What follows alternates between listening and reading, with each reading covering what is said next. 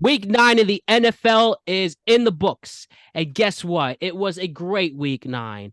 Insane game after insane game after insane game. And you know what? We are separating the good teams from the great teams. The bad teams are having their eulogies, and we are about to have a fantastic show from it. So, Alex and Bars are here. Nico will join us shortly. What's up, guys? What up? What's going on? What's going on? I have a lot to get into. I've had a lot of accepting of things to go through this week. So guess what? We're gonna have a fun show with this. So where do I go? As I mentioned, we're at the halfway point. We now see who's a legit team and who's a poser. And I guess let us start with the poser team. So we said last week the Las Vegas Raiders are in shambles and they need a change. Well, literally, as soon as we dropped that episode, they made that change. Mark Davis cleaned house. He fired Josh McDaniels. He fired his general manager. They bring in Antonio Pierce. And the Raiders have some life. The New York Giants do not have life. And they continue to stay as a joke. And guess what? In Las Vegas on Sunday afternoon, 4:25, the Las Vegas Raiders pummeled the New York Giants by a score of 37-3. And where do I start here? You know what? I'll first give it to the Raiders fan. Talk to me about this win and the major changes and the performance of your team with Aiden O'Connell coming in. And then I will have a lot, and then I have a lot to say about the New York Giants. Well, they pretty much had a full-fledged dominant W in spite of McDaniels, and they look like a brand new team. I have no idea what Antonio Pierce is going to be, but it looks like they're all on board right out the gate. So a very nice win. Happy to see it. All right, I see. Antonio Pierce is the former Giant, right? That's right. He's our starting right linebacker for Super Bowl 42. One of my favorite players growing up. Had a great high school career. Went up the ranks. Coached at Arizona State, and was a linebackers coach coming into it. And here's who we have now. We have the interim head coach starting 1-0 against the Giants this week. It's one of those love-hate things, right? Because as a fan, you love to see a former player excel, and succeed in his life after football, like after being a player. But it sucks that he got to do it to his own team, in his first game. But it was a good game. It was a good game for the Raiders. Bad loss for the Giants, but we'll see what's going on for the end of the season with them. DeVito looked strong. He had 2 interceptions. It is what it is, But furthermore, this is a good game for the Raiders. Like we've been saying it, they needed that win. Let's kind of just see what it goes to after that. Let's see what it goes to from here. Where does it go through from here for the New York Giants? Where does it go? Giants are 2-7, and they have officially put the nail in the coffin after losing to this pathetic Raiders team. Hey, they might have something to change. They finally unlocked their potential because they really do have some great players on that roster. And I give them credit. And seeing them celebrate with those cigars, you know what? They earned it. Luckily, they were able to beat this inept team who totally proved after this particular week that it's all over. I already eulogized this Giants team last week. And guess what? My point becomes stronger, and this team looks like even more of a joke. By the way, the score is 37-6, not 37-3. But the big thing here with Brian Daboll clearly trying to test our patience as Giants fans, Daniel Jones is put back in the game. Daniel Jones wasn't looking too good. He tripped over his lineman. He was limping. Coach said, "Are you okay, Daniel?" Of course, Daniel's going to say okay. This injury-prone player. And what happens in this game? Nobody's around him. He's stepping back. He falls. He tears his ACL. season over. Wow. First, from Brian Daboll's ineptitude looking like it's striking once again. Well, let's just say good luck to you. You have one more year to turn it around. So I will worry about you later, Dayball. But for Daniel Jones, Matt, real quick. If you were in that front office, would you give him a year? Yes, this dude is the reigning coach of the year. This dude, and here's why I will explain my point. And I'll explain. But Brian Daboll at least deserves next year. Even if he loses every single game by 30 points, then we can relieve him from his duties. But until then, he gets another year. But here's the thing I am very sad to report about with Daniel Jones' injury. Daniel Jones, there's a good chance you may never see Daniel Jones start another game for the New York Giants. The man can have his contract revoked by the end of the year. He's guaranteed that $41 million all you crazy people complain about as if it's your own money. Who cares? These franchises are worth billions of dollars. They're fine. But Daniel Jones is gone. Daniel Jones might not be a Giant ever again because it makes sense. They're going to have a high draft pick, and we have a deep quarterback class. And you know what? The Giants should focus on the future and get a new franchise quarterback. And all I can say, and for somebody who's made a specific Daniel Jones video that he's going to do well this year, I was clearly wrong.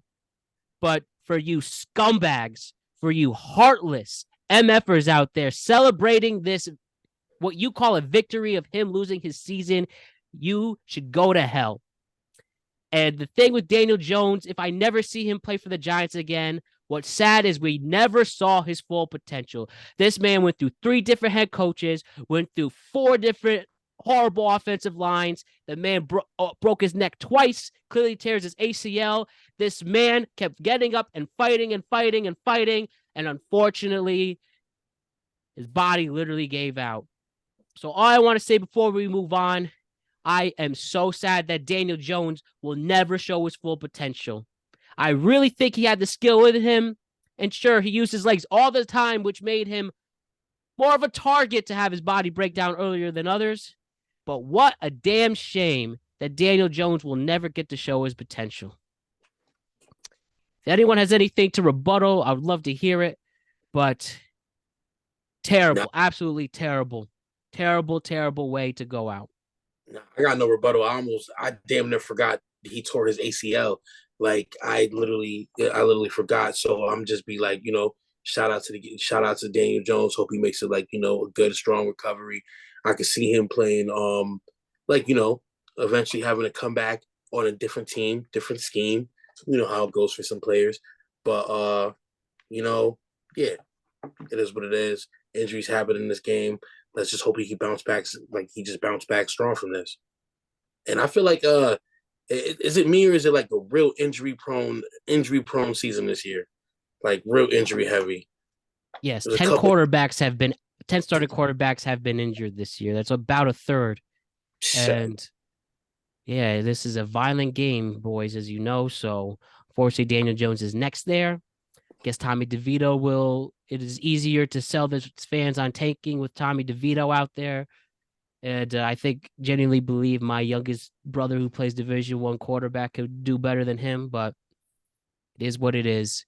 It is a sad day to be a Giants fan, but it looks like a change is coming. And again, with Brian Daboll staying and Joe Shane, they can actually pick a quarterback and develop him from the start. That's the one reason why Daboll will probably stay is that GM. So let us ride it out. But why don't we talk about another quarterback who is having the complete opposite issues as Daniel Jones? His name is C.J. Stroud. C.J. Stroud had 5 touchdowns and threw 470 passing yards. And there was a point in the Bucs and Texans game where the Texans won 39-37. Sorry, the Texans won 39-37. He had 44 seconds to go, down by 3. And guess what? C.J. Stroud made it with ease. Great win for the Texans. C.J. Stroud is making a case that he is a top 10 quarterback in this league already with over 20 touchdowns, not 1 pick, He's only a rookie with poise, and he's getting better and better and better. Talk to me about CJ Stroud and if you were impressed or not. I was definitely impressed. Talk about, like, honestly, probably the best game or one of the best games, because I think there's one more game that like was pretty fucking nail biting, if not this one. But this might have been number one in my opinion, because like it was like Baker was actually playing. He was slinging them Yeah. shits. Like he was throwing them touchdowns. Like I was like kind of like locked in. I'm kind of like, damn, what's gonna happen? And it's a fucking Buccaneer. It's a flipping Buccaneers Texas Houston Texans game. I'm like, what's going on right now? But it was amazing. Like this was like the highest scoring game of the week, I think. Like gunslinging, shot for shot, punch for punch, pound for pound. They were doing it. CJ Stroud showed he ain't folding under pressure. He did it to the Steelers. He did it to a few other teams. What you said, no picks? He only has one interception this year in his first 9 starts. And over 20 touchdowns. That ratio right there speaks for him in itself. And D'Amico Ryans is doing a great job with that team. Like you got to shout out like that organization. Baker knew that he had to win this game, so he actually literally came to play. Shout out to the running back. He got 2 touchdowns for them. Mike Evans might have hit that 11,000 mark. But good God, yo, you can't take anything away from CJ Stroud. He played amazing. Like it was 5 touchdowns, like 30 more yards. Just to think, 30 more yards, and that's 500. That's like 100 yards a touchdown. If you really want to do it, like come on. It was the most for a rookie quarterback. Broke a record. Yeah, and he spread the wealth around. I think he hit 7 different targets too. It was just an amazing offensive output. They took advantage of a weak Bucs defense, and it was a shootout. I thought that he really kept composure on that final drive. Took advantage of the defense, and it was a heavy penalized game on both sides, but they prevailed. Yeah, they what prevailed. We're not talking about, sorry, what we're not talking about is he managed to distribute the ball to 3 different receivers for over 100 yards, 1 for 150 and 1 for 130. And his main target, Nico Collins, only went for like 54. This was a game. This was a game. Yeah, CJ Stroud is him. And the best thing you could get out of that was the pressure. The pressure. He was poised. I knew that he would be able to get that touchdown easily. Like you should have put a bet on the money line right in that last 44 seconds, down by 3, or was it down by 5, whatever the number was. But incredible stuff. And like I said, I will argue CJ Stroud's a top 10 quarterback already in his first 9 starts. Anyone want to oppose that, or talk to me, Matt? Like you tell him you're not watching that game, like literally coming down to the nail biting seconds. Like damn, like this game is crazy right now. Like it was the best game, right? I gotta be tripping. Am I bugging? No, you're not bugging. It's you separate the good players from the great players. I mean, I'm not going to say he's going to Canton already, but he surely, if he has starts like these, we're going to see a special player. And for somebody who probably, out of all the quarterbacks coming into the NFL this year, I think he got the least amount of, for lack of a better word, respect. People are afraid of his test scores or his composure, and yet he's played the best out of everybody. I'm gonna do the research. I'm gonna find the stats, but this has got to be the best outing by a rookie quarterback first. Like it's a rookie passing record. He was able to accomplish that after Andrew Luck. So, and he, if he didn't retire, he was a special player. And I was just talking about Luck the other day and how good Luck was. I wish he stayed and played, because I can see him going to a different team and thugging it out, getting at least 2 chips. Exactly, but life's pretty crazy in that sense. But shouts to CJ Stroud and the Texans, huge win for them. And now let's talk about the New York Jets. Let me read you a quote from Troy Aikman that was said in the game. Troy Aikman said, quotes, "For as good as this group is, for them to not get a chance to do something real." Sorry, let me restart that. Troy Aikman said during Monday Night Football, Chargers and Jets. Chargers defeated the Jets 27-6. Troy Aikman, Hall of Fame quarterback, he says, "For as good as this group is, for them not to get a chance to do some really special things with this team because an offense can't score a touchdown, pretty maddening." And what is that in response to? A terrible Zach Wilson game once again. Arguably the biggest game of the year for the Jets to really separate themselves and make a run for a playoff spot. They messed up. They crapped the bed. They gave up 6 sacks. Zach Wilson held the ball too long. Zach Wilson tried to be Aaron Rodgers and be a hero, and he didn't step up. And the Chargers defense, which has been criticized, only ate him up all game long. Chargers get back to 500, and the Jets really have a quarterback problem now. I don't know. We know about Aaron Rodgers. We see all the rumors about him making an early return from his Achilles injury. But you really need to consider putting somebody else in there. You are wasting this amazing defense. And, Jets gave up points on special teams. They weren't able to get the turnovers this week. But regardless, this is still a top 5 defense. And you're wasting it. And look at what's happening here. The Jets have to go to either Tim Boyle or Trevor Siemian. Am I right? I would have been jumped to Simeon. I would have been hit the Simeon leg switch. Hayden, where you at, buddy? I just gotta let you know that like Zach Wilson is still not the guy. Like it's just he hasn't been like it's just madness. Like they said, it's madness that they could hold Justin Herbert to 163 yards and still lose. Yep. By 21 points. Like you can't. Statistics don't even show how that don't even make sense. You know what I'm saying? Like it's wild. Like they're giving Kenny Pickett like all this nonsense about his performance, and Justin Herbert threw for 163 yards. Zach Wilson threw for 263 and still couldn't get the job done. So I'll say all that to say, I hope Aaron Rodgers doesn't come back early, because I want it was a big injury. It was the beginning of the season. Yeah, he can come back, but no, take this time, work out, come back nice and strong. If y'all finish at the bottom tier of the NFL, take that high draft pick. If you end up getting it, get yourself more weapons to throw the ball to, or Marvin Harrison Jr. from Ohio State. If he's wherever they're at now, the Jets should still compete for a playoff position at the point where they're at. But yeah, the worst case scenario, I agree with you. Maybe it's time to get the more weapons. That tight end from Georgia, blanking on his name. Who is he? He could be a viable option. So let's bring out Aaron Rodgers next season, fresh, healthy. Maybe not as young, but he won't have that end of the season wear and tear where he's trying to hustle and bustle, trying to get to the playoffs, just so he could possibly maybe give them a shot. But who knows? Maybe he come back, get comeback season, comeback player of the year, wild stuff, craziness.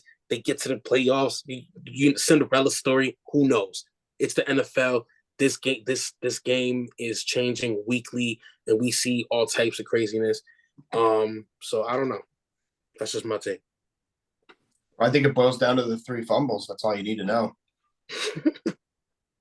Yes, and a lot of butterfingers as well for the Jets weapons out there. But I think this particular game shows once and for all that Zach Wilson is as good as he gets, and that's maybe an average quarterback, if anything.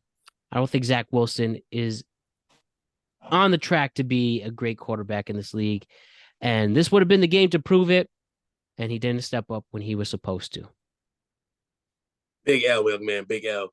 Like, it is what it is for Zach. A big L indeed. The offense looked lethargic, man. You got to wake your boys up. Get them in the game. I know. Alex, you're all quiet. What else do you have to say about this? No, I just think it was a really simple game, just boiled down to turnovers. Jets can't move the ball, and Chargers just took advantage of short field. So I see. Well, Chargers can ride with this victory here.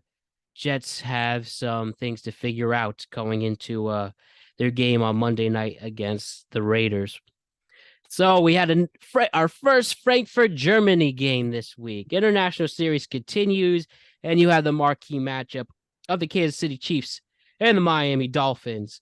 The Chiefs almost blew a 21-point lead in the second half, but the Dolphins come up just short. And even though the Chiefs aren't off the hook exactly either, made some very terrible decisions offensively, but they still are able to get the win, even with showing that the Chiefs definitely still have a receiver problem. And guess what? The trade deadline has passed, so they can't fix that. And not using Kelsey that much. Kelsey was MIA in this game, but I really found this game really disappointing for the Dolphins. The big fact here is the Dolphins are 6-0 against teams under 500 and 0-3 against teams above 500. So what really is this team? And if they were able to pull off this comeback victory against the reigning Super Bowl champions, you would feel comfortable about that the Dolphins are a top team in the NFL. But this loss shows maybe they are a tier below. Talk to me about how disappointing this was for the Dolphins. it was very disappointing. I had higher anticipation, higher expectations going into the league, going into the season. I thought they would be a bigger, better offense than we saw today. 0-3 against plus 500 teams just means that you're not ready to win in January. So obviously they couldn't cap off the comeback, but you don't want to dig yourself in that type of hole, especially on the road technically as well. So just a bummer, but they gotta bounce back against my team next week. So we'll see what happens. It's a disappointing loss for the Dolphins, definitely, because I feel like this is an underproductive Chiefs team, and I feel like they could have easily handled these guys. I had them slated to win this game, actually, but like you said, they're 0-3 against teams above 500, and if you look at those teams, the Bills, the Eagles, like the Jaguars, these are teams that they're gonna have to face in the playoffs. You know what I'm saying? Oh, I'm sorry, not the Jaguars. Sorry, the Chiefs, the Bills, and the Eagles. These are teams that they're going to have to play in the face in the playoffs. And the Eagles, if they make it to the Super Bowl, you know what I'm saying? Because I'm thinking the Eagles are probably going to be the best bet for the NFC right now. But you know what I'm saying? If they can't get those like past those hurdles, then it's just looking sad for them right now. So right now, it looks like there are a lot of flash, a lot of flair, but no substance. A lot of flash, a lot of flair, no substance indeed, Mr. The God. And that's just the God. But yeah, I think one thing that helps, it looks like hard name to pronounce. The running back Achan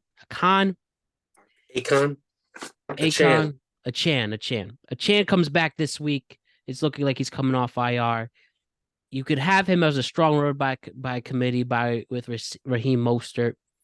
That could enhance the running game. That could be a solid weapon for them moving forward. Has been so far. Respect the fact that the Dolphins defense was able to hold the Chiefs to just 21 points and not giving up a single point in the second half. That's big. So there's clearly stuff in there to improve on. But yes, if the playoffs started this week, they'd be in trouble. But I do think with the whole second half of the season left, this team can be good enough to make adjustments to make a run again. And with performances like this, we need to start holding Patrick Mahomes accountable.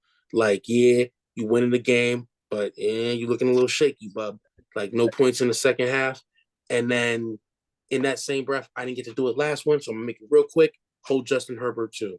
Hold that brother accountable because you're looking a little shaky, even though you got the dub. Yeah. Right. I think with the Chiefs, with Mahomes' down year as a whole, the Chiefs are a great defense with a really good quarterback, and that's it. And the Chiefs, similarly with the Jets, they have receivers who you can't trust to catch the ball. If if Kelsey specifically has a bad game, that could derail everything on that offense. Luckily, they were able to not have that happen to them this past week. But it's really it's still a mystery with the Chiefs. Still don't think they are as dominant as they're supposed to be. Good chance they will still be able to be the number one seed and get the first round bye and home field advantage. But you have to figure out ways to win, whether it's to lean more on the defense with, like I said, the unique problem is a lot of great defensive teams usually have bad quarterbacks. Look at the Jets. But maybe the Chiefs are unique in that sense that they have the good quarterback as well. So probably should you facilitate Rashid Rice some more. And he's probably I think there's a good chance he becomes a special player. So far, so good. He just doesn't get a lot of touches, but when he does, he gets yards and he gets touchdowns. So the Chiefs clearly have something in there as well. So both of these teams can vastly improve, and we'll ultimately see where they are going. On the flip side, the Eagles and the Cowboys played a pretty entertaining game on Sunday afternoon and tonight. Dak came up just short, throws a Hail Mary, CeeDee Lamb catches it, and they miss it on the 1 yard line, which could have been an insane victory on the road. But guess what? The Eagles win. Jason Kelsey yells in defensive players' faces. And yeah, Eagles go into a bye with a lot of momentum. Man, I don't trust Dak Prescott in a big game. Despite a couple playoff wins in the regular season, at least, he comes up a little short. Talk to me about the Cowboys in this game against the Eagles. Oh, I was going to let Bars go first, but no, I mean, I think it was a tough way to end the game. I thought they had multiple chances at the end to come back and seal this game. But if you're Dallas, but the reality is that this team's just not. They're just not a very good football team. Like, I know they're 5-3. They're playing in a weaker NFC, but outside of Micah Parsons, like, this offense is very, very haphazard, very anemic. I think Dak shows up and shows out when he wants to, but he has no business throwing 45 times in a game like this when you look across the field and Jalen Hurts is only throwing 23 times. And he's keeping the game clean. He's not turning the ball over. So I just think that it was a better game plan for Philly.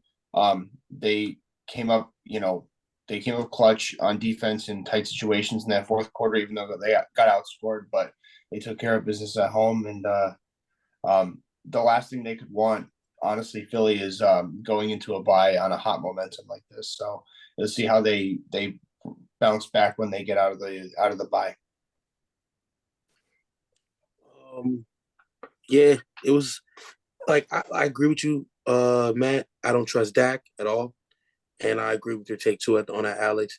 Like, Jalen Hurts just made the game look much more clean when he was playing at that position. I don't trust Dak. I've never trusted Dak. He ain't throwing any interceptions, but I still don't trust him to actually go out there, clutch up, and win that game. Like, he doesn't have any big games under his belt. That would have been a really good one for him right there. That would have showed him that that would have proved that, all right, cool. Like, we're beating these teams, but when it comes to those big heavy hitters, those contenders, we could take them out if needed. So he needed that game. Yeah, Dak, whether holding on to the ball too long, throwing into double coverage, not using Tony Pollard.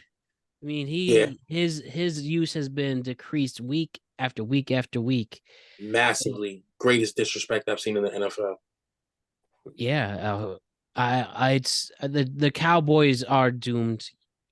As you mentioned earlier this year, Bar, Cowboys usually like to start off hot in the Dak Prescott era, and as the season progresses, get worse and worse. And then you have a team like the Eagles, which, again, compared to a gritty win against Washington last week, and this is what separates a really good team to a championship winning team. You win the games that matter the most and the closest one. And things really worked out for them, even with the few mistakes they had. Jalen Hurts getting banged up a bit. The Eagles really didn't get phased at all. That's what really impresses me about this team. And I expect them to, as you said, there's a good chance you will see them again win the NFC. So we will see how their journey goes. Then we go into Sunday night, where the Bengals defeated the Bills by a score of 24-18. It first looked like it was going to be a shootout between Josh Allen and Joe Burrow, and then Joe Burrow just ran away with it. It was 348 yards, couple of tutties, and the Bengals get a huge win at home. Very, very big win at home. Guess what? The Bills are 5-4. Who saw that coming into this year? The Bills, even though they got some players back on defense, Von Miller's back, but they still have some holes.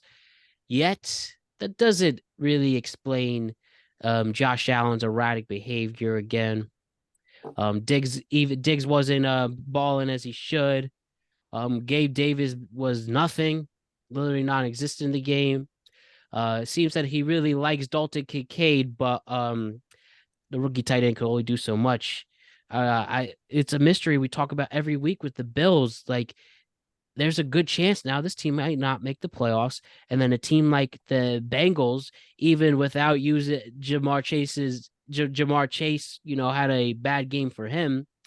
They were still able to win. Like, these two teams right here, clearly the Bengals have the best potential. Yeah. Okay. I definitely agree. I can definitely like we've been saying it. The Bills have been highly inconsistent. Highly inconsistent. They look like they're good when they win in these games, but when they lose, you can really, really see all the holes. You know what I'm saying? The Bengals started off kind of shaky. Now they're picking it up. I'm still not sold on them yet, but I definitely see them making the playoffs over the Bills. That AFC North is all above 500, so It's a little scary. It's gonna be that AFC is looking crazy this year, but I definitely don't see the Bills sneaking it in. Maybe they could turn it around when they get a couple pieces back, and once they can fix their little offensive woes and Josh Allen can stop hitting the pipe, everything will be all good. Yeah, I think Bills just caught Cincy at a bad time. I think they're starting to get hot. I mean, we talked about the Bills not anticipating them being 5-4 at this juncture, but I didn't expect Cincy to open 1-3 either. So I think this is just a league of riding highs and riding lows. And if the Bills want to course correct, they got to get away from being so dependent on Josh Allen. And Cincy just keep doing more of what they're doing, just keep it rolling. Keep it rolling, indeed. That's all we can ask for, as we have Nico joining the conversation.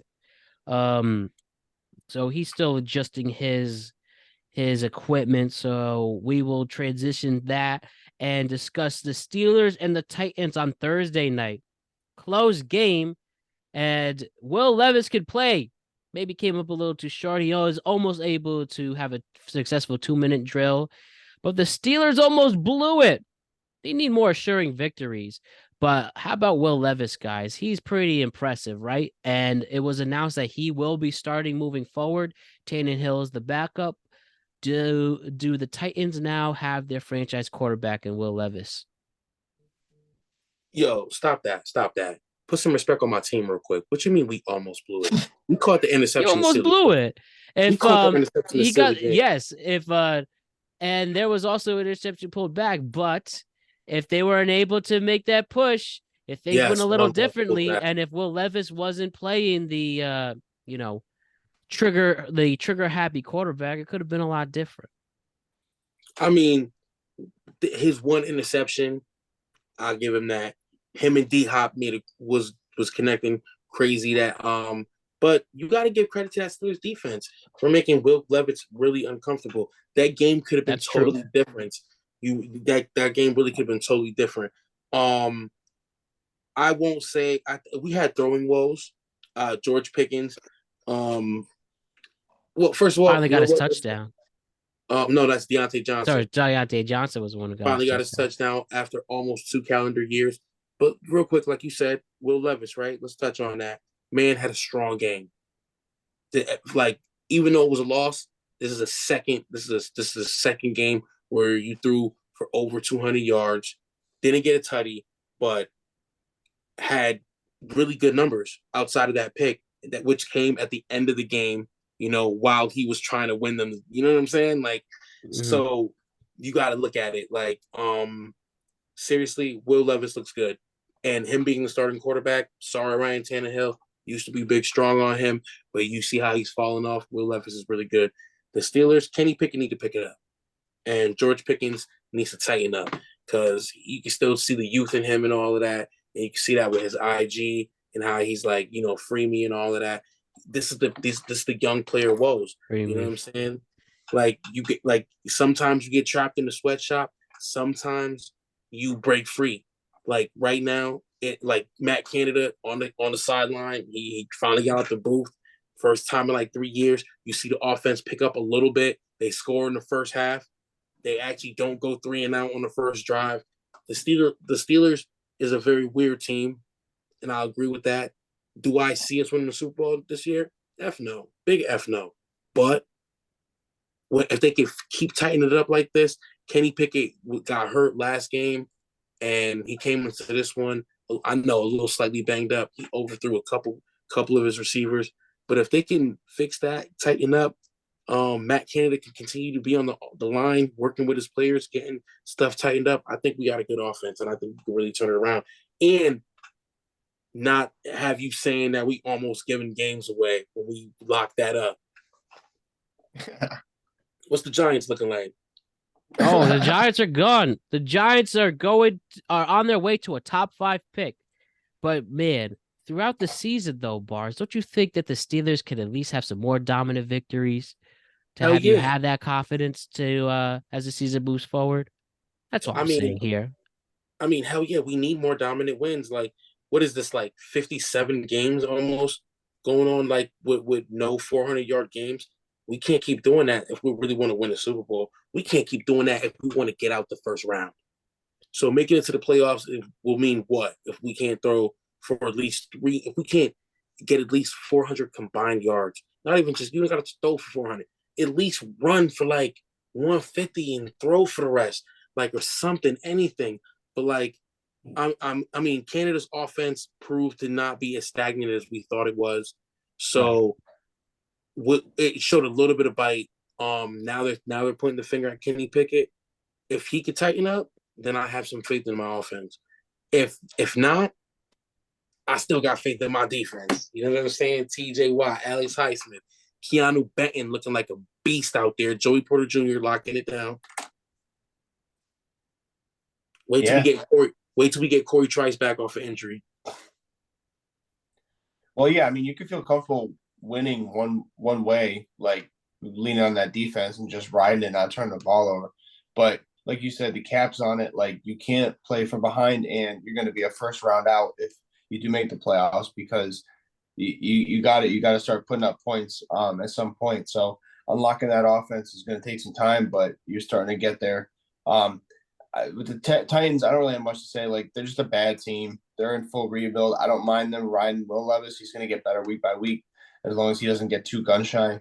I would start to wholesale a little bit, preserve Derrick Henry if you got to, just bring down the reps a little bit. But it's just a bad team in a AFC South that's ascending too. So they're kind of in a weird crosshairs right now as an organization, Tennessee. But Pittsburgh, props. They're keeping their head above water in the AFC North, and they played a conservative game, but that's how they know how to win an offense. So I get it, but you're right. I think Will Levis has a great future ahead. Man has a great arm. The man, his as long as he gets a little more confidence, I'm sure that he's gonna be all right. And he almost won that, so and he definitely gonna keep D-Hop around. He's definitely gonna keep D-Hop around. Yes, make that prop for him, and we'll continue on with the Ravens and the Seahawks. The Baltimore Ravens rout the Seahawks by a score of 37-3. Defense worked. Lamar Jackson and the All right. Let me start. The Ravens are one of the best teams in the AFC, even with some injuries on offense. They're able to score points. Lamar Jackson's able to make solid throws and play in the pocket. Clearly, no matter who they put at running back, your Gus Johnsons, your Edwards, and this guy, Keaton Mitchell, who had a hell of a fantasy day and helped this win, plus a defense who is able to shut teams down, and things are working for the Baltimore Ravens.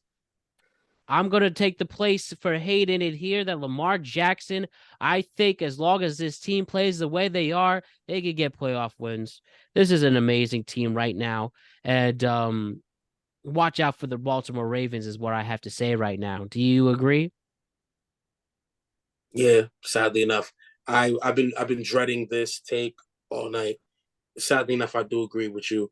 The Ravens are looking really strong. They might take the AFC North, but they gotta beat the Jaguars in my opinion, who still have the best shot to take the AFC in my book if they could As a topple whole. out the Chiefs. Okay. Yeah. But for the North, the Ravens are taking the AFC North if they keep playing like this. And it makes you kind of wonder, like, how do you get those losses that you do have, playing like this? Like, but it's football, and teams rise up every week. So, yeah, it's a really, really, really, really, really bad beat for the Seahawks. Really bad beat for the Seahawks. But the Ravens played a really good game. We have Nico sorry to interrupt Alex, but we have Nico coming in. What's up, Nico? Great to hear from you. Right, glad to be here. Sorry I'm a little late, tied up at work, but ready for a great episode. You guys already got it rolling, I hope. Oh, of course. Yeah. We're on Ravens and Seahawks now. Didn't mean to interrupt you, Alex. You were saying? They thought I was going to be eating crawl in this take, but nah. I mean, they're riding hot. I'm not going to crown them yet because I think Cincy is starting to ascend, and I think that Cincy has Baltimore's number historically. But they played a great game. Lamar played conservatively. The only stat I needed to know is that they outrushed them. They rushed more than they passed, which was pretty hilarious. They almost had darn near 300 yards on the ground, but they were hyper efficient. 6 of 13 on third down. Dominated time of possession, 40 to 20 minutes, and they just played a clean game. They took advantage of a team that we always said that if you're a West Coast team going to 1:00, never bet on it, and that was kind of what I expected from this performance from Seattle. It was pretty anemic. So lucky so for you, quick, next Thursday, the 16th, we have the Bengals and the Ravens. Bengals are Yep. hosting the Ravens, so that should be a good test. You were Yeah, saying, real Bars? real quick to add on to that. It comes back to what we were talking about earlier in the season, right? It don't matter we asked if their running back going down early in the season was going to affect it. No. Yeah, J.K. Dobbs. No, it's not. Dobbins. And look what happens. No matter who they're putting at running back, he's scoring. Nico, No. what are your thoughts on Ravens and Seahawks on either side? Yeah, I was just very impressed with the Ravens' performance. Like Alex mentioned, it's very tough for a West Coast team to come in at 1:00 and play in those East Coast matchups. But I really like Baltimore in this game, even going into the week. The line told me a lot. Seattle being arguably not a powerhouse, but one of the better teams in the NFC. The odds maker set that line at 7 for a reason, and Baltimore proved why that line was so high on Sunday. Hats off to the Ravens, man. Harbaugh got that team rolling, and they're a scary team. Arguably, with how not bad, I'm not going to say the Chiefs were playing bad. The Ravens are arguably the best team in the AFC right now at this point. Yeah, that's what I'm saying. I think right now that they are poised and it could not get any better for them. You should be really excited if you're a Baltimore fan. And even Odell Beckham finally got his touchdown for whatever that means. Maybe him being happy can help. Yeah, absolutely. All right. This is a good time to talk about the Vikings and the Falcons. If you're the Falcons, you have to hate Arthur Smith. But if you're the Vikings, wow. First of all, your 5th round starting quarterback comes in, gets hurt. Josh Dobbs comes in. He's only been on the team for 5 days after getting traded. amongst the Kirk Cousins trade. And they just go in. The Falcons were definitely testing them going back and forth, but ultimately Josh Dobbs leads them to victory. But first things first, how did the Falcons screw this up? Talk to me first, Nico, on this. Like, I do no doubt give credit to Josh Dobbs with this win. I mean, he's literally throwing to receivers he doesn't even know the names of. But you also have to hand it to the Falcons. They played pretty poorly. They're not using Bijan Robinson for whatever reason. And I feel this was more of a Falcons given the game, but still props to the Vikings taking advantage. Yeah, no, I mean, absolutely. I agree with what you said too. Like, where is Bijan then? Like the first couple weeks, everyone thought he was the next fantasy monster, and he has been nowhere. They haven't been getting them involved. I will say we talked about this like about a month ago when I first joined the pod. The Falcons really just needs to get the ball to their playmakers, and here we are again. I don't know Drake London, but Kyle Pitts, nothing. Bijan, nothing. Like, what are we doing when your best players aren't touching the ball? When you don't have a great offense to begin with, it just doesn't make sense to me. But the other side of that, I don't know if you want to get into the Vikings, but I made a comment with the people I was watching the game with on Sunday, and I was looked at funny. I honestly think Joshua Dobbs is in the argument for most improved player. Even versus Arizona, they didn't win a lot of games. They won one game, actually, versus the Cowboys. But besides that, like, he balled out. He's playing unbelievable this season. And I think Joshua Dobbs is a very underrated quarterback. And I love when quarterbacks get their career rejuvenalized. And I really think Joshua Dobbs can lead this team to a playoff spot, especially with Justin Jefferson coming back and the weekend at NFC North. I really think the Vikings are in a good spot. I agree with what Nico said, because I literally said this, that Joshua Dobbs was the spark of that Cardinals offense. Like, legitimately, I literally said that. He goes over there. He doesn't have an A1 game, an A+ game, or even like a B+ game, but his B-, C+ was still better than what was going on the other, like, so like, as players were getting hurt throughout this game too. KJ Osborne, for instance, nasty sandwich, but luckily it looks like he's going to be okay. Ridiculous. Like I said, this is the week of injuries, because there was hella injuries in the Titans game too. So when we're looking at it, like, and that I hope that quarterback is good for the Vikings, because he took a mean hit. I mean, I don't know why he kind of didn't just like continue to go towards the pylon, like but like, I think that was just a rookie quarterback mistake.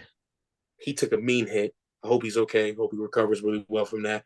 But like I said, his B- C+ game was still better. It was good enough to win the game. Great win, actually. Like, he had like an interception that was, you could tell, like, he was just out of like fear, I guess. He fumbled the ball. He had a couple mistakes, but aside from that, he won them the game. I don't want to jump through the roof yet, but he is a solid. Like, you can see that he gets the ball, like Nico says, to their playmakers, and they got the job done in this case. So it was a solid win for the Vikings. Like, even though it was a good win, please don't pop no champagne yet. Like, don't write home to mom. Y'all still got work to do. Yeah, like the Raiders this week. Yeah. Oh no, that's not really much work. Sorry, Alex. The cigars and everything.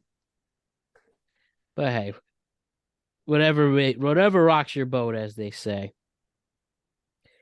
And let's go talk about Josh Dobbs' old team, the Cardinals. They scored a total of 0 points.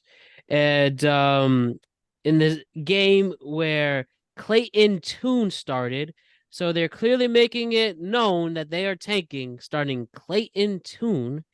And the Browns scored 27 points on them.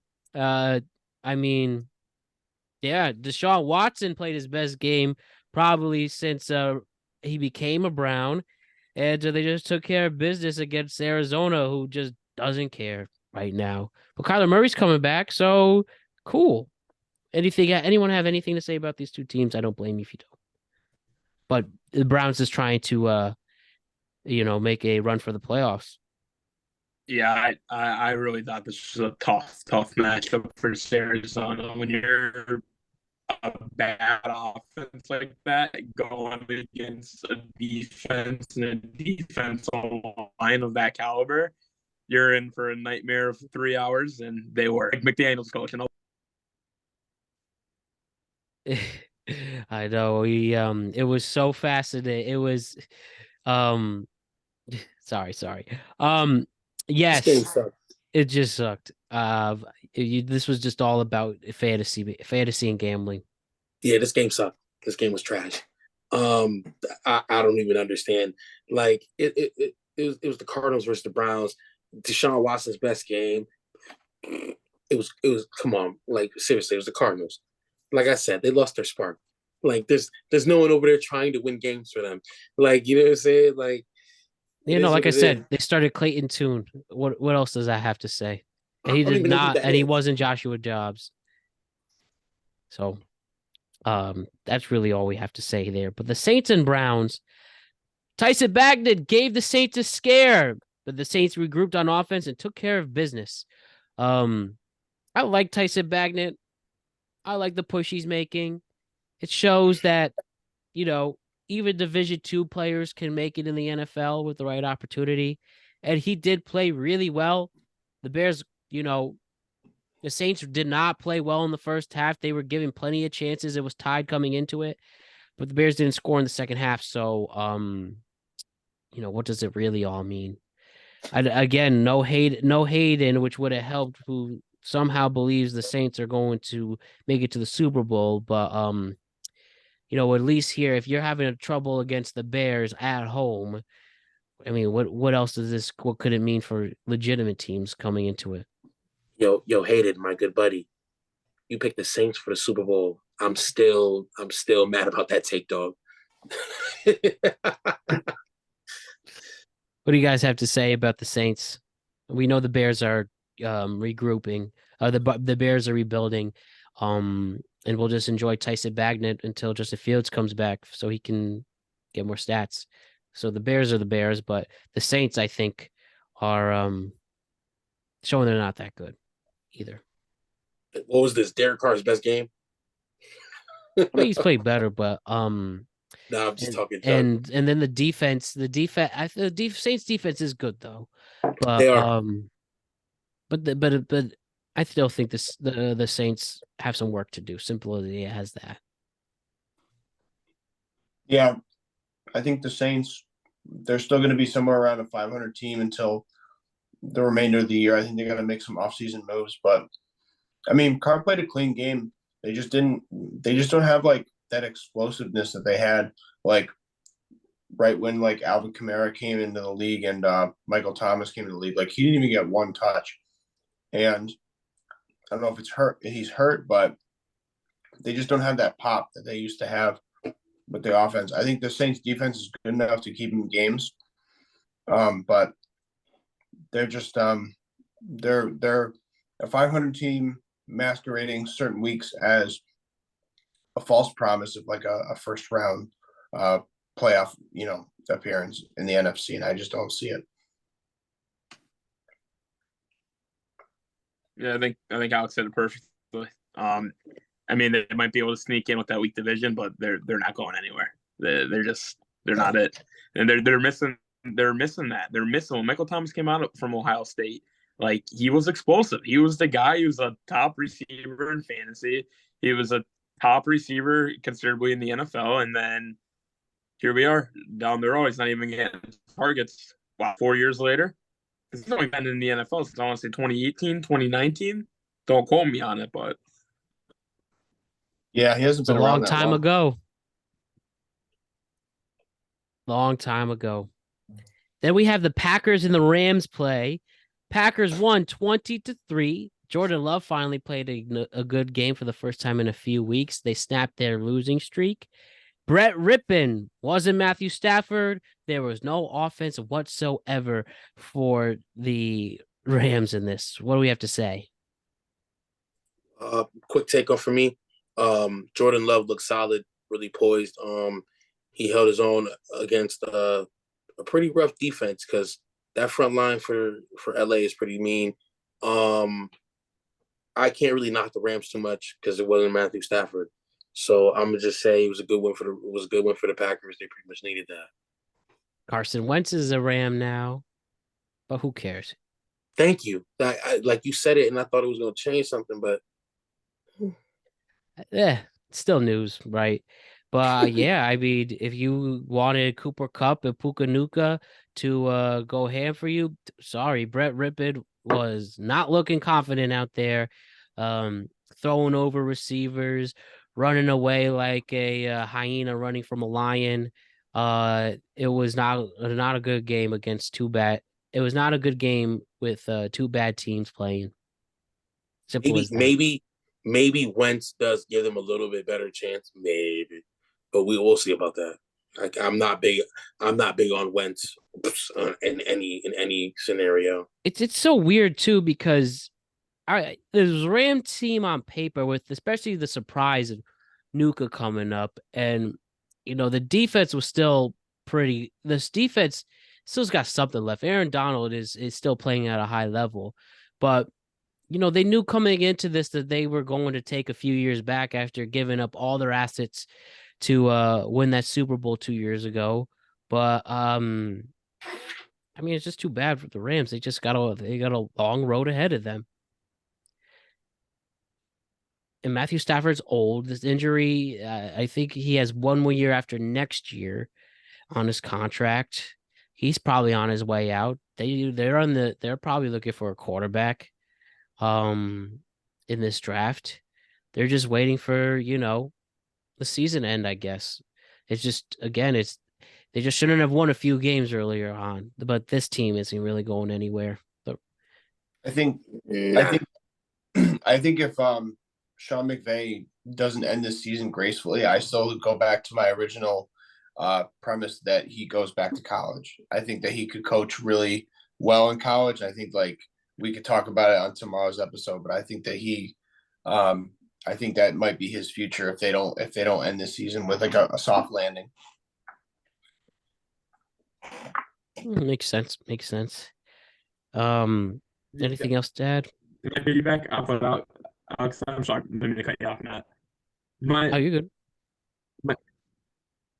Is my audio okay? I'm sorry, no mean to. It's a little faulty. I don't know if you saw the Manicast yesterday. You have the Arnold Schwarzenegger Wi-Fi. Okay, well, I'll go back to myself. I'm sorry, boys. My bad. No, you're good. We're just experimenting. It's really no problem at all. But Get down.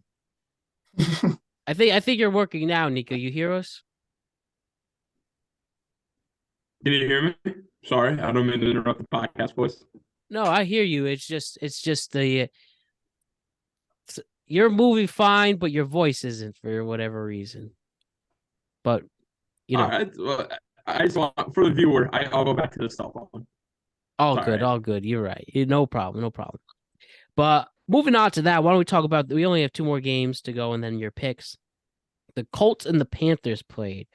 The Colts defense had 2 pick sixes, held Bryce Young on the road, and they snap a 3-game losing streak. Good job, Gardner Minshew. Yay, Panthers stink. But the Colts aren't doing much either, so what do we have to say? Nothing to write home about, but it was a good one for Gardner. Yeah, 3 picks for Bryce ain't going to do it, and they kind of just gave the game away. The Colts didn't have to do too much on offense. They just kind of rode the mistakes of Carolina. I still like this Colts team though. I think that AFC South is wide open. We were kind of raving home about CJ Stroud in Houston, but I think they're just a little too ahead of schedule. I think that when it comes down to the Colts being in the division, I think that the Colts might humble them towards the end of the year, and they're just a better roster at the moment. And take away 2 pick sixes from Kenny Moore, and that score looks different. Yeah. What do we think about Bryce Young in his first 9 games as an NFL starter? Number 1 overall pick. What kind of grade would you give him from A to F? D-. I don't want to do that to him, because it's not fair. Because I feel like on a better offense, the kid would shine a little better. I disagree. So. And the only reason why I disagree, Bars, is with that being said, I don't mean that. I was really excited. I'm so happy I got the opportunity to talk about this. Bryce Young is what I think we thought CJ Stroud was going to be. I thought CJ Stroud coming into the league, I really thought we had all these question marks about him. Ohio State wasn't dominant necessarily the past few years, and I really think that's what we thought. And CJ Stroud right now is what we thought Bryce Young was going to be. That's my take on the whole situation. Is I think Bryce Young, CJ Stroud's not doing it with weapons either, and CJ Stroud's he's averaging 313 yards a game right now or something crazy. Yeah, and I just think, if that's the excuse, and that's the excuse I've been hearing on ESPN all week this week, well, he doesn't have weapons. He's going to get weapons. You're going to let him develop. CJ Stroud's in the same boat, and he's balling out. And he has a harder schedule so far through these first 9 weeks of the season. He's got a fossil of a receiver over there in Adam Thielen. Who else has he got to throw the ball to? DJ Moore? Come on. Stop playing with me. DJ Moore's really the Bears. Oh, sorry. Yeah. Yeah, but sorry. CJ Stroud's throwing the Tank Dell. Tank Dell, which is Nico Collins and Noah Brown. And Matthew Stafford was just throwing the Puka Nakua, and we see how that turned out. Okay. And we see how that turned out for the boy. So listen, we really got to look at it. On top line. So he's throwing it to nobody, but CJ Stroud is making his weapons. He's putting them into position to do what they can do. He's not throwing them the ball in awkward positions, getting them tackled out of getting them hurt up. You got to really look at CJ Stroud. Even when you go back and look at his college tape, I didn't watch much of his college tape, but when they were showing his highlights, coming up to the draft, you can see how accurate the guy was. You can see his playmaking ability. They were just really knocking his height and the fact that, like you said, they weren't that dominant. But look what he's doing. He's winning games, managing. Zach Wilson couldn't do it. I want to hear, Alex, what's your take on Bryce Young? Well, I wouldn't have drafted him for his height, to be honest. I think you have less to work with, in terms of how you scout and you coach him. I think he's a more limited quarterback, and I just don't trust. We talk about concerns with Ohio State quarterbacks. I don't really trust Bama quarterbacks either. So it's kind of like the same problem. I think that he's but in the same breath, he's in a tough position because that team is bereft of any talent, and I think that he's just kind of getting linebackers thrown at him week after week, and he's kind of running around. So it's kind of tough when you have no one to throw to and no run game. That was a great word. I love that. Bereft. I love that. All right, so let us talk about the final game, and then we're going to do our new style pick segment. So the Washington Commanders went to New England. They won. They beat the Pats by a score of 20-17. It was actually back and forth, and it was a great game. But Mac Jones was himself again, or at least himself in 2023, 2022. Throws a pick to Jartavius Murray in the end zone, and Washington gets a nice, big victory. Now, the Commanders, I still think, they were sellers. They're not going anywhere. But the thing about here is the Pats. There was a report by the Boston Globe today that if the Colts defeat the Patriots in Germany, Robert Kraft will dismiss Bill Belichick. I mean, if you're asking me, I think that report is BS. You would at least let Bill Belichick and finish his final season in New England. You do not fire Bill Belichick mid-season. What? I thought that report was ridiculous. Now, clearly, there needs to be a change in New England, and Bill Belichick gave them the best run possible. But I think, Nico, you alluded to it. He needs to go to Los Angeles and be the Chargers head coach. If there's a good chance Brandon Staley's going to be dismissed, and you put Bill Belichick with that quarterback, with those weapons, there's a good chance that he can win a Super Bowl with them. But having said that, what do you think about that report that comes out about the Patriots firing Bill Belichick mid-season? I'm pretty sure, don't quote, but then I think they just extended his contract for a couple of years. That's what Didn't he he- said. Yes, to add on to that, he said it in a press conference last week that it was reported that he re-signed a long-term extension. So, what is this true story? We're getting conflicting reports here. I honestly think what they have to do, and I know I'm going to be in the wrong with this take. I know Alex and Hayden, and possibly Bars. I don't know your direct opinion on it too. Um, I really think Belichick just needs to go all in on one role. Whether he's a GM, whether he's a head coach, I think that's the issue at stake right now. I think we've seen it so many times. We saw Bill O'Brien try it with the Texans. It is an impossible task to do. It's impossible. It can't happen. I think Bill Belichick is still the answer. He is still my GOAT when it comes to NFL coaching.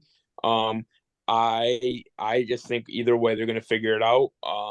I personally think he needs to be a coach. You need to get a GM in there. You need to rebuild this team from the ground up. And I think Bill Belichick is the perfect guy to do that. With that being said, I keep seeing these reports as well, and I just think people just love talking about the Patriots. I just think there's nothing to talk about them right now because how bad they are, and I just think it's an excuse to keep talking about the team. And yeah, I mean that's my take. And on the game itself, I was just the whole year I keep believing in this Patriots team, and I don't know why. Every single week I find myself logging in the FanDuel and betting on them, and I can't stop. I'm like addicted to betting on the Patriots. Man, Nico, you might have to put a kibosh on that, as they say. Gotta But stop. I have to put a kibosh in that whole take. I mean, I just don't see it with Belichick. First of all, the whole proposition that he's going to go to the Chargers, some other team, is just not going to happen because his entire career has been made on Brady's success. He has a losing record outside of Brady, and I think that'll continue. I think he's at the age where he's content either walking away on his own terms or retiring for that matter. So either he's going to get fired gracefully behind closed doors with Kraft, or he's going to walk away at his own leisure.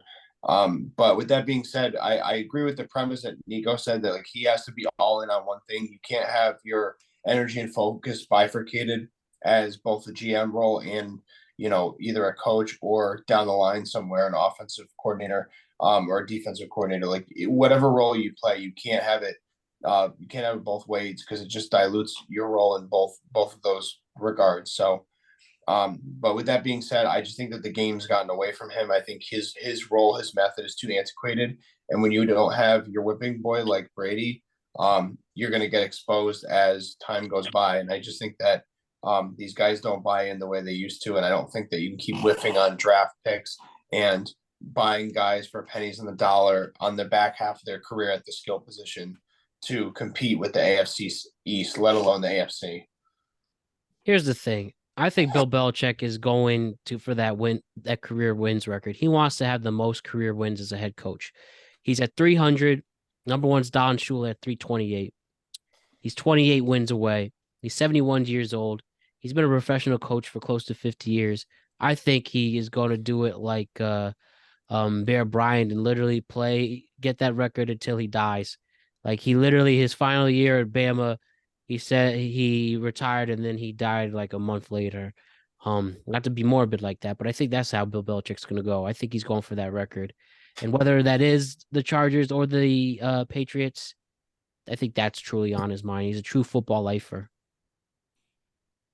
I don't disagree with that. I just don't think he's going to get there. 28 wins is an eternity when you have a bad team. So I think that, like you could extrapolate that out. That could take 3 seasons. I mean, it's just they're that bad. So I agree with Alex's whole take. But that's why it also would make sense to go to the Chargers, though, with an up-and-coming team. And, they have some playoff experience before there. And it could be the coach coming in to make the difference. Ultimately, we don't know what he wants to do. I mean, the guy just broke up with his girlfriend, and maybe this is the thing that is his ultimate distraction and has a, admirable goal to have that. He still has to pass George Hollis, too, at 318. So, rising up the ranks, at least get 2 more wins out of this season to get closer to it. And, I think he's more of a young 71 than an old one. So let's finish. Let's wrap this up. Let's do our pick segment. So this is how the picks are going to work from now on. So as much as we love to go through every single game, it is timely. So now the way it works is all three of us are bringing 3 games, and we are going to pick over-unders and the spread that way. So for instance, here's me, my first of 3 picks. What a spread this is going to be, and I'm going to talk about my team here. The New York Giants are going to Dallas. The 2-7 Giants and the 5-3 Cowboys. The Dallas Cowboys are favored by minus 16.5 points. The over-under is 38.5. What an embarrassing point to be 16.5 point underdogs. Even against the Patriots, my favorite spread of all time, minus 14. I mean, reckon that it's completely 2 different situations, but 16-point underdogs. And they're not going to hit it. This team is that bad and the offense is that horrible that I think the Cowboys can actually cover that. And you know what? They may literally be the only team scoring in this game. So we're going with Nico and going in under here, under 38.5. What a sad situation for the Giants to be in. Bars, what's your first game that you're picking? I'm also gonna go ahead and go with my team as well. Packers versus Steelers. I'm gonna go with the Steelers on this one. I'm gonna say that we take advantage of a somewhat like weak Packers offense, and we have a big game defensively, but we also come alive on the offensive side. Another big running game, but I feel like Kenny Pickett throws at least 3 touchdowns, goes for at least 300 yards. I feel like I think this is the game we finally break 400. I don't know about the over-under for this one. The over-under is 39.5, and the spread is minus 3 for the Steelers. I think they cover that. Easy. Perfect. And you think over 39.5 points? Yeah, I'm going to go over 39.5. Great. All right, Alex, what's your first game? I was looking at the Browns going to Baltimore. I think this is the week that the Ravens get a little speed bump. I like the Browns playing them tough. I know the Ravens are getting 6, but I think the Browns can cover. I think they can keep it tight. I'm not sure what the over under total is, but yeah, it's 37.5. 37.5 is very high. I see this as the most scoring game with that Browns defense. I think that they could put the Ravens on lock. I would definitely take the over here, but I like the Browns to cover and to win outright. Nico. My number 1 play of the week is the Arizona Cardinals. Kyler Murray back. They're getting 2 at home versus an Atlanta Falcons team that I just think is not great. They just, I don't know if it's a coaching thing or a team thing, or just not getting the ball to their playmakers. Arizona's been right there in almost every game besides, versus the Browns last week, and there was a game a couple weeks ago where they got blown out, but they've been a lot better, even though they're 1-7 or whatever, than we anticipated, I think. And I think that missing piece was Kyler Murray. Right. Next game I'm going with the Tennessee Titans are going to play the Tampa Bay Buccaneers. Tampa is opening at minus 1.5. Your over-under is 38.5. Give me the Tennessee Titans as your underdog plus 1.5. I think Will Levis can add on to a very good game against the Steelers, an even better game the week prior. And I think with a Bucs team at home that seems to be a little lost, especially on defense. They've lost 4 in a row. I think they're going to add to it against a Titans team that has a lot of momentum happening right now. Titans, they're going to upset the Buccaneers, and we're going to go over 38.5. I think Will Levis can have a great game offensively, maybe actually get some touchdowns this time. And though Baker Mayfield might be able to make a little bit of a push, I still think Tennessee prevails on the road. My second game is going to be 49ers versus Jags. After coming off the bye, I want to see if the 49ers like prove everyone to be like, the team that they, claim to be. But ultimately, I personally have the Jags winning this one. And the 49ers continue to fall apart. That's just me. Cool. San Francisco's What's the over? opening at -3. San Francisco -3 and over under is 45.5. I'm actually gonna go with the under on this one, and I don't think San Francisco will make that. Okay. I liked the 40. I had that game as well. I like the 49ers to cover, and I like the over because of the reasons that we mentioned. They're coming off the bye. They're going to be fresh and spry. And they're going to be on the road, yes, and they're going to be on the East Coast, yes. But I just think that that's enough time for them to recoup. Give 2 weeks to Kyle Shanahan, they're going to get it right.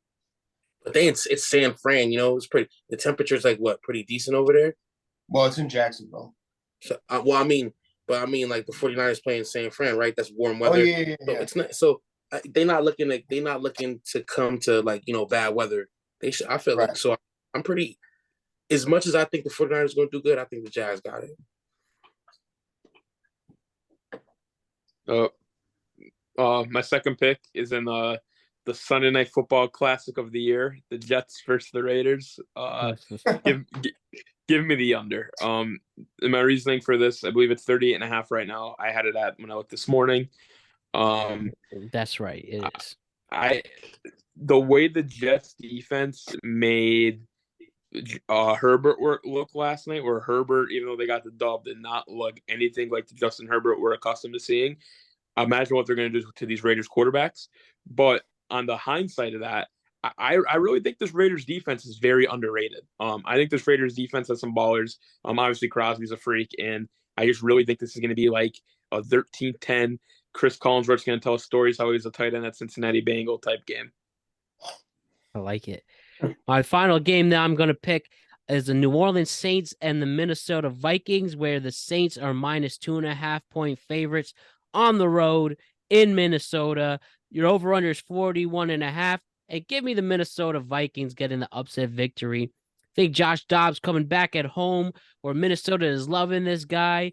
The Minnesota Vikings, if they could be 7-4 after a rough start, after Kirk Cousins' injury, after Cam Akers' injury, I still think this team keeps fighting, and Kevin O'Connell's actually showing, wow, this is a really good coach. And one thing we should have mentioned is a very good coaching job by Kevin O'Connell, who completely changed the offense when Josh Dobbs comes in.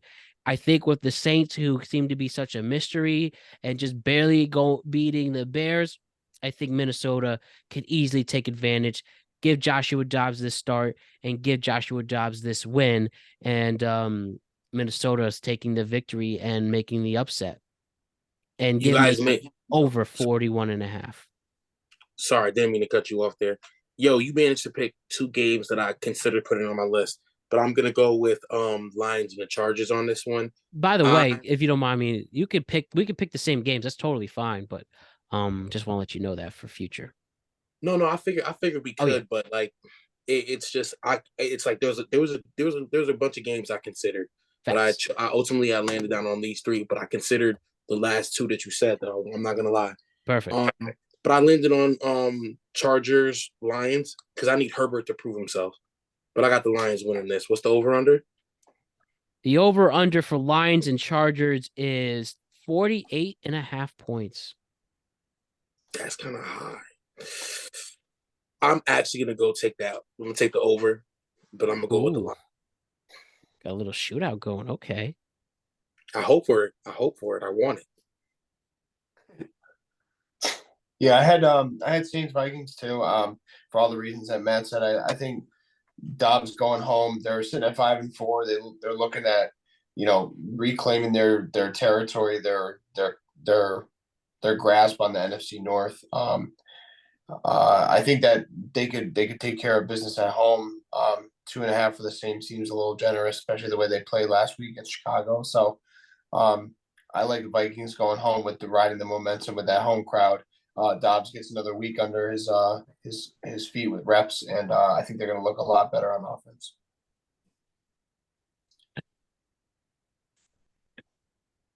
Nico, no, to finish it off. Yeah, absolutely.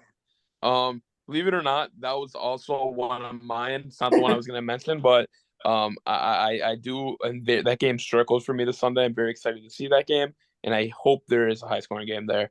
But my third play that I will be definitely betting will be Cincinnati Houston. Give me the over 48.5. Earlier in the week, this opened up at 45.5. We're only 3 days removed from the lines coming out, and it already went up 3.5 points. This is one of those. This is one of those games where I think it's just going to be a shooter. Burrow, Stroud, back and forth, and I'm excited to see it on Sunday. All right, gentlemen. Well, with that wraps up week 9 of the NFL. Let's look ahead to week 10. Good stuff ahead, and I'm really excited for what's to come. Thank you so much. Great work from Alex, Bars, and Nico. See you tomorrow. Yeah.